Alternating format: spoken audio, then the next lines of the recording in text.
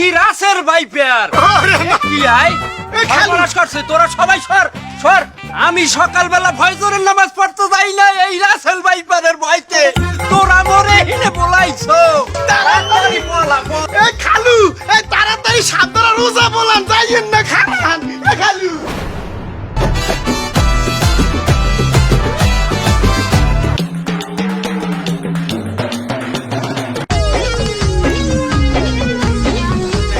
কমবে কমবে হইছে ভাই ওই নিশা সর্বনাশ হ্যাঁ এই লাঠি দেন লাঠি দেন লাঠি দেন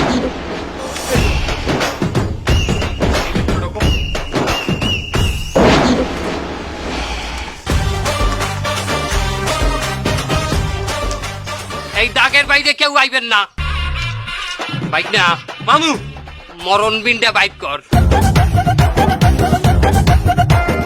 মামু আমি বাজাই আরে তুই পারবি না একসাথে বাজাই তুই আমি একসাথে আমি পারমু মামু আমি হিকছি আমি দেখনি তুই যা পারো ওটা বাড়তে বই আমার হুনাইস আমি নিটানটাই হুনবো এটা একসাথে বাজাই তুইবে নাহলে মুখ দিয়ে রক্ত উঠতে মরবি আর রক্ত উঠবে না মামু আপনি দেখেন আমি একসাথে বাজাই আপনি একটু দেখেন বাজা একসাথে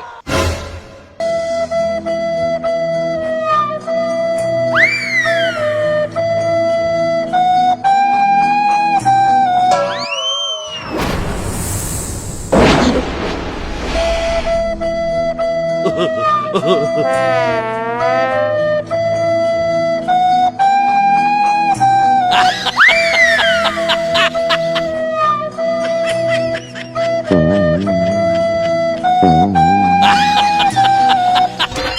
কি মামু এটা কি বাজাও তুই এটা কি বাজাইলি তুই টাইটানিকের বাজনা বাজাও এখানে কি জাহাজ ডুবছে আমি এইটা ইউটিউবে কোনো হিকছি মামু ইউটিউবে কোন টাইটানিক হিককে হাইয়ে বাজাই এ তুই থাম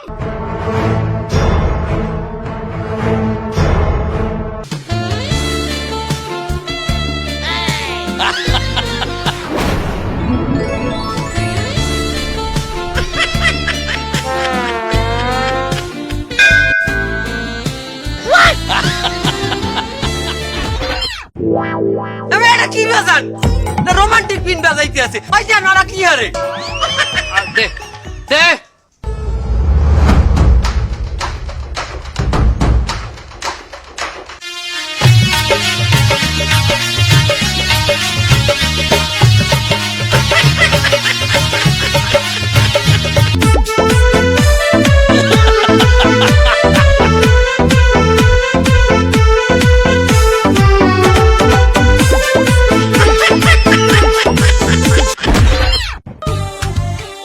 কি বাজাও তুই পিন আমরা কি ব্রেন টিন বুঝি আমাকে কি নাগ নাগানি ভাবছো আমনে কি আমি রাসেল ভাইপার ওলা আর আমনে রাসেল সুইপার ও বাবু বলে ভাই কাগলায় কথা কয় কি জানি বেটা আরে ওনরা তো আধ্যাত্মিক মানুষ অনেক কিছুই দেখতে পায় হয়তো কিছু একটা দেখছে এই কথা কইতে ও হইতে পারে আরে বেটা সবই হইলে বুয়া বেটা সবই হইলে বুয়া মুই জানি না বেটা আরে থামেন এই বিনটিন হালাও বিনটিন আমরা বুঝি না ডিজিটাল আছে এই বাজাও ডিজিটাল বাজাইতে হইবে কারাও এই হাপুরিয়া মংলুরের কোনো সাধারণ হাপুরিয়া মনে করি না বাইক না ডিজিটাল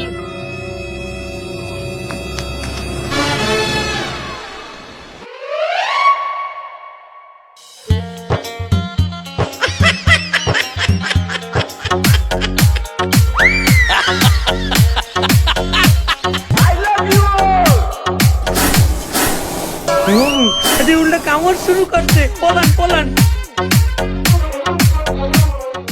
সুপ্রিয় দর্শক মন্ডলী সারা দেশের মানুষ আজ ঠিক মতো নাতি হচ্ছে না খাদি পাচ্ছে না শুধু হচ্ছে না তাদের ভিতরে ছড়িয়ে পড়েছে এক আতঙ্ক কি সেই আতঙ্ক সেই আতঙ্কের নাম হচ্ছে রাচেল ভাইপার শেষ খবর পাওয়া পর্যন্ত রাচেল ভাইপার ঢাকায় অবস্থান করছে এই না না না না আপডেট নিউজ আছে রাসেল ভাইপার এখন অবস্থান করছে পদ্মা সেতুতে কিছুক্ষণ বাদেই পদ্মা সেতু পার হয়ে এসে ঢাকার উদ্দেশ্যে রওনা দেবে আপনারা সবাই সাবধান থাকুন নিরাপদ থাকুন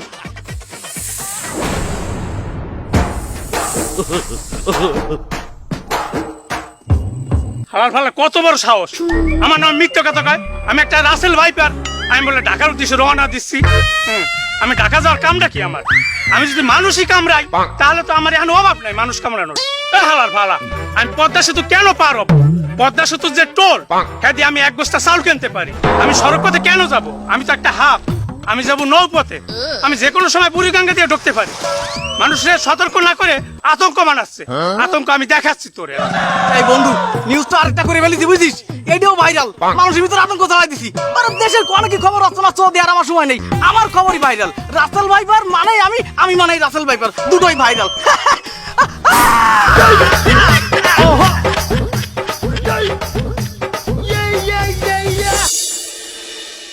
এমিয়া কি হাপে কামড়াইছে আপনি হাফ দেখছেন? না আমি হাফ দেই না, হ্যাঁ আমার সামনে উদ্বুদই পথে আসুক ফিডেই পথে, এরপর তো আমি লইয়েছি আপনি গো বলাই গিয়ে।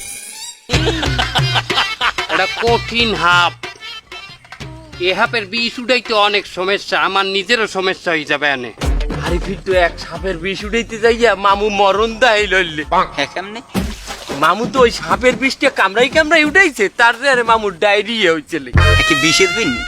ওরে না, মামু যে পাও দিয়ে কামড়াই কামড়াই যে সাপের বিষটা উঠাইছে, ওই লোকের পায়ে আনলে গোবর এতে গুলাই কাম করতে, তার মামু ওই বিষটা উঠাইয়ে কামড়াই কামড়াই গোবর উঠেছে। লাফির কাম এত বর্ণে না তোকে দিতে বলি নাই। এই কর বিষ লামাইতে বে দড়ি বাইর কর। এই ধরি মামু, দড়ি বান। পাওয়ার আডু হইতে গিরা তোমায় পেঁচাইতে পেঁচাইতে টাইট করিয়া তো রক্ত নিগড়াইয়া পায়ের মাথায় দিয়ে ফুটো করি বাইর করমু। পেঁচা পেঁচা। মামু মামু নীল হয়ে গেছে ঠ্যাং। বেটা এও তো বিষ লামে না। কেন ধরে না তো মামু? হ্যাঁ এদিকে তো পাও তো নীল হয়ে গেছে, আর একটু টাইট দিলে তো পাও এককালে ছিটিয়ে যাইবে মামু। বেটা বিষ তো বাই যায় না, তারে এখন কি হরমু? রশি ছাড়, রশি ছাড়। কি হরমু? কঠিন হাপ। মামু এক কাম করেন, এই যে সাপে কামড়াইছে হারে বলান, ওই আর বিষ নিজে লই যাও। বলান দিলেই আইবে, হাপ তো তোমার দুলা ভাই। ওটা হলো গারু হাপ, বলাইলে সোহাজে আইবে না। মামু আমার মনে কয় যে আপনি বুঝাই শুনেই কইলে পৃথিবীর সবচেয়ে বড় গারু হাপ আইবে। গারুয়া বিন্ডা বাইট কর।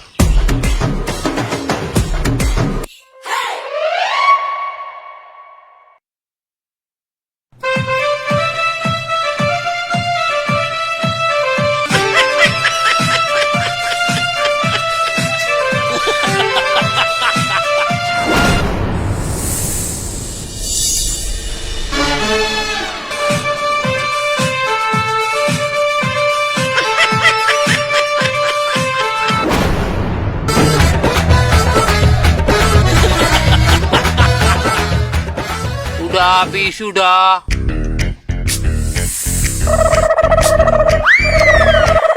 এ বিষ উড়াও না কে? এ হালার, আমি বিষ উড়াবো কেন? আমি কামড়াইছি? তা কেটা কামড়াইছে? দেখো না, এটা 14টা দাঁতের কামড়। এতে কুত্তা কামড়াইছে।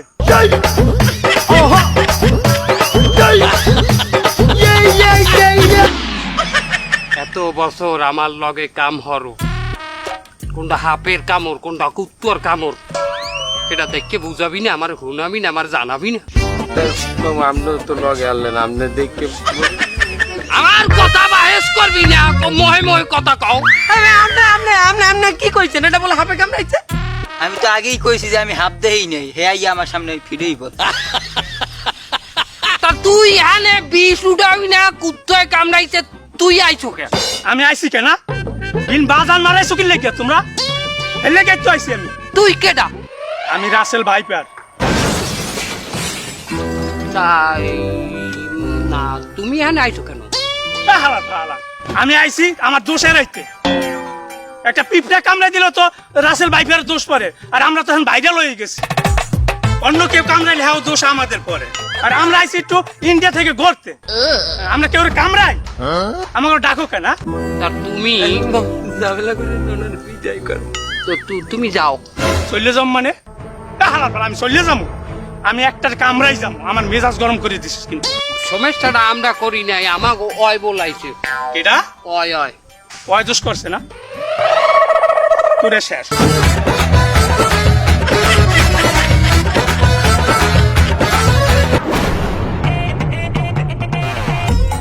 ওকে আমার পাবন থেকে দাও। তোমরা কারা? আমরা ওজা মামুর নাম হনেন নাই? মামুদের বিখ্যাত বই শামসু বই।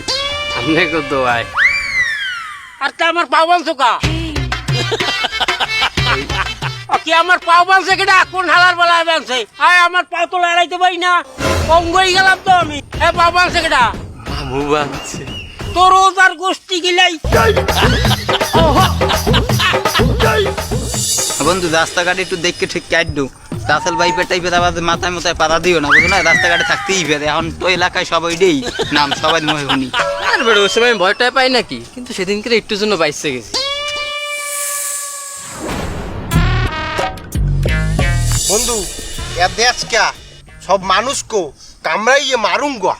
এবারে হরিস না, আমরা এত বছর ধরে এইখানে রয়েছি, কোনো হানে কোনো ঝামেলা হয় নাই। তোরা 2 দিন আইছু ইন্ডিয়াতে, ইয়ারে কামড়া ওয়ারে মারো, তো বলি কি আমাকে নাম খারাপ হয় বেটা? ওরে মা রে বাবা, আরে মাওলা আজকে রাসেল ভাই পেতে কাম আমি ওজা বলাই জানি, তুমি এই যে খারাপ খারাপ হলি কি তোরে এখন আমি কি বুঝাইলাম যে কাউরে কামড়াইস না, তো বলে কি আমাকে নাম খারাপ হয়? এখন তো দেখছো এই দেশে এখন মশাই কামড়াইলো, কই রাসেল ভাইপার কামড়াইছে। করছিস কি হালাস ভালা? ও ভাই ভাই, আপনি কোনো টেনশন হইলেন না, ও ভাই আপনি কেডা? আমি রাসেল ভাইপার। ও মা, আরে হরছস কি আবার অজ্ঞান হয়ে গেছে? তোর হাসপাতালে নেওয়া লাগবে। তোমারে লেগেছে কত যে ভালো। এই কি হয়েছে রোগীর, কি হয়েছে? এই রুগীরে হাপে কামড়াইছে। হাপে কামড়াইছে? কি হাপে কামড়াইছে? Russell viper. কি রাসেল ভাইপার? তাহলে তো এই রোগীর পরিবারের সাথে কথা কইতে হবে আমার। আর তাহলে আপনি রোগীর কি হন? আমি রুগীর কিছু হইনি। তাহলে আপনি কেটা? আমি রাসেল ভাইপার। কি রাসেল ভাইপার? কি হইলে? আরে আল্লাহ,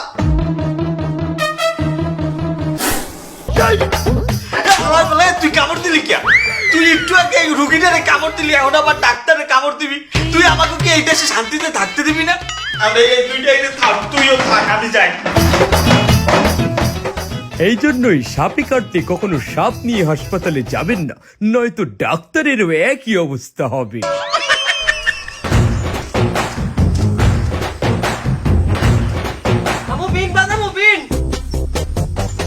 আগুনে সুই পোড়া দাও আর দড়ি লইয়াও পাও গিদেইতে হইবে।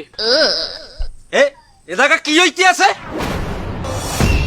একটা লোকের সাপে কামড়াইলে আরে লইয়া যাওয়া লাগে সদর হাসপাতালে, আর তোমরা মেয়া ভাওতাবাজি পাইছো না? তোমরা এই জায়গা বইয়ে ওজালি শুরু করিয়ে দিছো। আরে তোরে একটা কথা কই, তুই একটা কিছু ইলি খালি ওজা বলাই লই যাওয়াই কয়টা পাও তোরে? তোরে কয়টা করিয়ে দেয়? কাকু মধ্যে 100 টাকা দিয়ে দেয়। আরে মিয়া তোমরা কি করতেছ গুলা? কি উজালি শুরু করছো? কি ভাওতাবাজি পাইছো? কি হইছে কি? ওজার কাজ ডাক্তারে পারে? তোমার সদর হাসপাতালে ডাক্তার কি এই বিষ নামাইতে পারবে? ওরে মাউগর ফোরা খারাই তোকে দেখাইতেছি আজকে ওজালি খারা।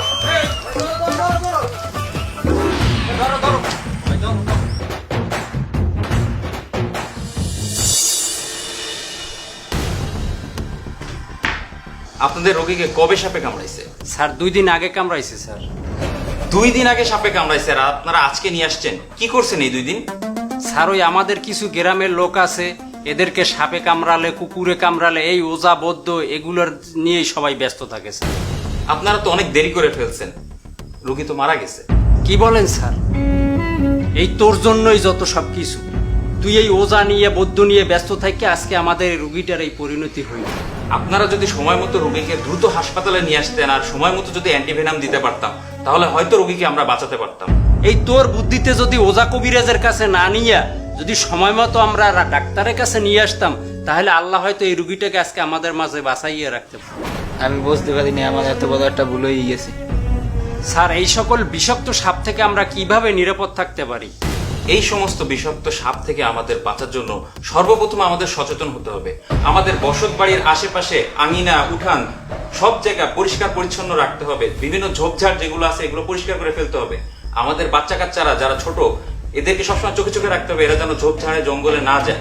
আমাদের আঙিনা যদি পরিষ্কার পরিচ্ছন্ন থাকে, যে কোনো ধরনের বিষাক্ত পোকামাকড়, সাপ আমরা শনাক্ত করতে পারবো। কিন্তু আমাদের আঙিনা যদি অপরিষ্কার থাকে আর এখানে যদি পোকামাকড় বাসা বাঁধে, আমরা কখনোই সেটা খেয়াল করতে পারবো না। এছাড়াও যারা টিনের ঘর মাটির ঘরে থাকেন তাদেরকে সব থেকে বেশি সতর্ক থাকতে হবে। শুধু তাই নয়, এই সমস্ত বিষাক্ত সাপ বিচ্ছু পোকামাকড়ের হাত থেকে রক্ষা পাওয়ার জন্য আল্লাহ পাকের কাছে আমাদের দোয়া চাইতে হবে। দোয়াটা হলো আউযু বিকালিমাতিল্লাহি তাম্মাতি মিন শাররি মা খলাক। আরেকটা জিনিস দেখলাম, আপনাদের গ্রামের বেশিরভাগ লোক এইসব ওঝা ফকিরে বিশ্বাস করে। এদেরকে এইসব বিষয়ে সচেতন করতে হবে। চলুন সবাই একসাথে এদেরকে সচেতন করি।